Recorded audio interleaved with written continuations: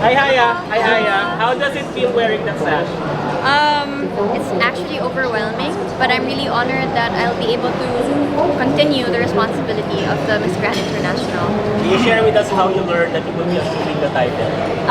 I actually learned about it a few weeks ago, but then I was still in my vacation. Tapos pag uwi ko, of course, nag-meeting, and of course I had to understand what the responsibilities are. So yun ko nalaman kung paano. Okay. Just a few days ago, yung final talaga. So how do you plan to use your new title? Of course, my new title, I plan to, of course, push for my advocacy and also help everyone. Just like how my sisters are doing as well. May chance ba na makapagpupula ka?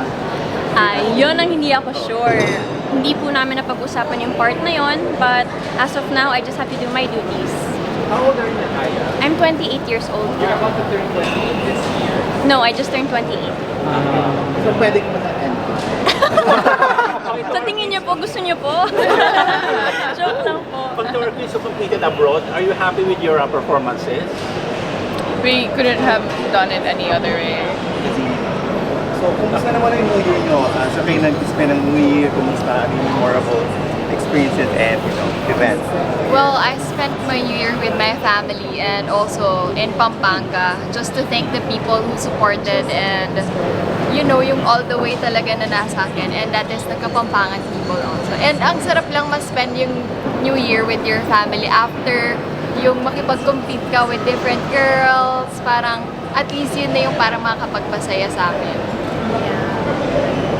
I spent the New Year abroad in Japan with my partner and family. And we were talking about yesterday with Pash kasi that was my first time in Japan. So, ang daming sobrang magagandang puntahan. Tapos yung food, sobrang sarap. So, we were talking yesterday. So, sabi ko, ang ganda pala talaga sa Japan. So, sobrang happy ko na dun kami nag-spend ng New Year. Well, I spent my New Year's with my family. We were in the US, and then I met up with my uncle, grandpa, which we haven't seen in like forever. So it was really happy, and he was just really happy. It was nice to see him smile so much, and we just enjoyed. I spent my New Year and Christmas and of course my birthday in the States. Right after the competition, I filed a leave with Binibini saying that my vacation has long been overdue. Tapos, grabe sunod-sunod yung events kasi ever since I won Binibining Pilipinas. And then so I grabbed the opportunity to stay in the United States for almost 2 months, and I have the best time of my life all together with my family. So I am so happy.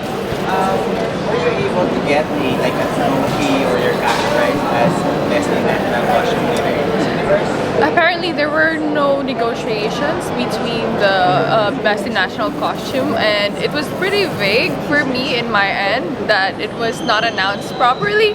But then I'm happy that they cleared it out on social media. Just to continue with the earlier question, Patch, how did you spend your New Year? Well, I spent my New Year in Boracay with my family, and parang for me, iba yung New Year this year because 2020 will be a transition time, I think, for all of us, because 2019 was the year that we won. So we were queens in 2019. So this coming year, parang it's a bit confusing to me because it's time to think about life after our reign. So I think that's something that we can look forward to and something we're excited about, I think, for all of us. Okay. Basically, 2020 is like what's next to all of us. What's next? So watch out. What are your plans? Pag natapos yung rito, meron ba kayong destination na gusto mong puntahan, pasyon, or whatsoever?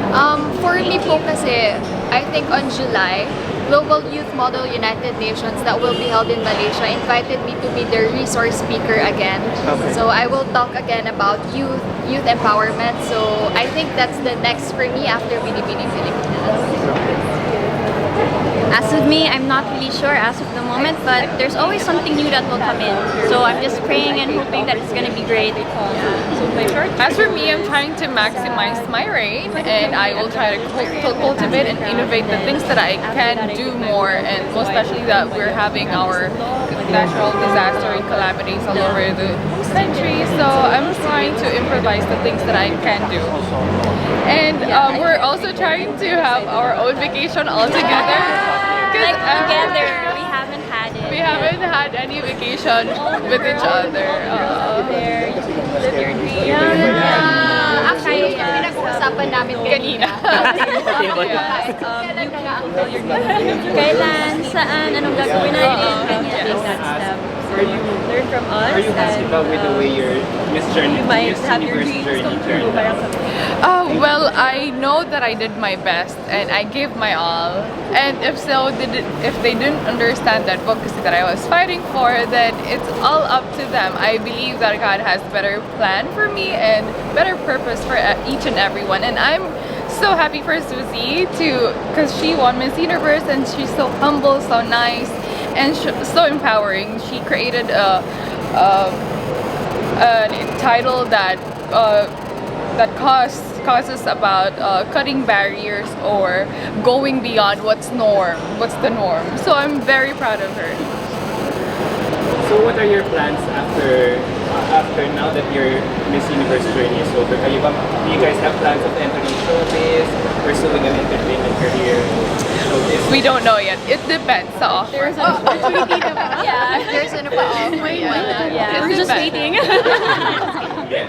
Nagtatawag na ng aplikante ang Binibining Pilipinas. Anong hinahanap ninyo sa mga magiging successor ninyo? Let's start with Gazini.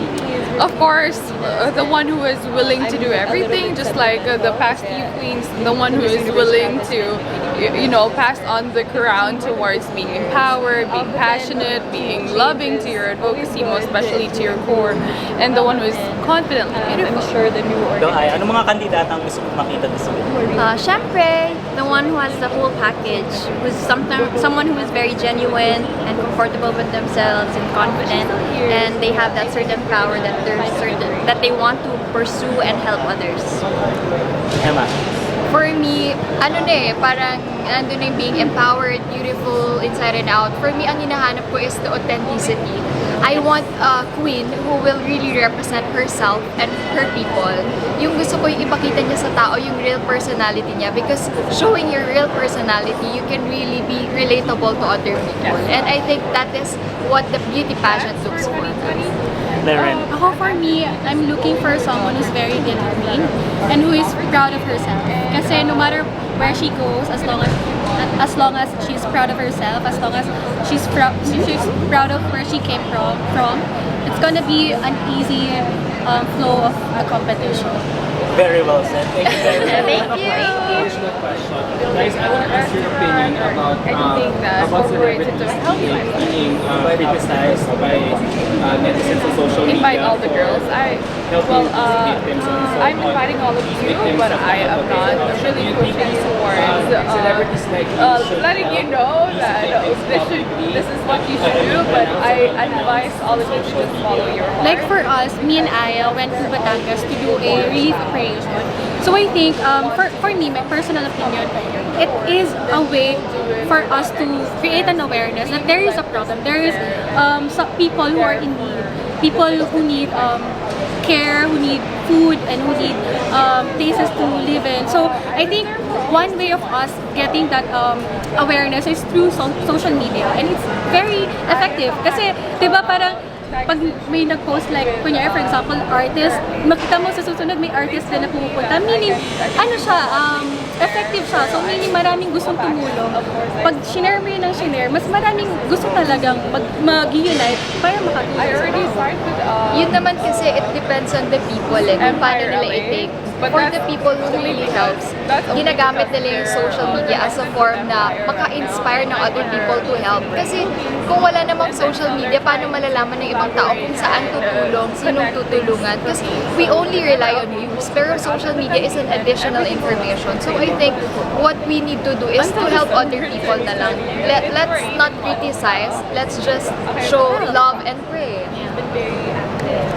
Well, what I can say is that if you want to help, then you can help. But it's up to you if you want to post it or not. But with like the celebrities, it's really hard for people to not really like take photos or like at least have the paparazzi. But the good thing there is that their heart is there and they're helping people. I think that's what's really important. Kasi is that, kasi nga, di ba, masyadong big focus sa mga beauty pageants. And now, sabi nila, ito occasion na nangyari sa tao, is one gauge for these beauty queens to be tested. Talaga, who's real with their respective looks. So, this is what I'm coming to this.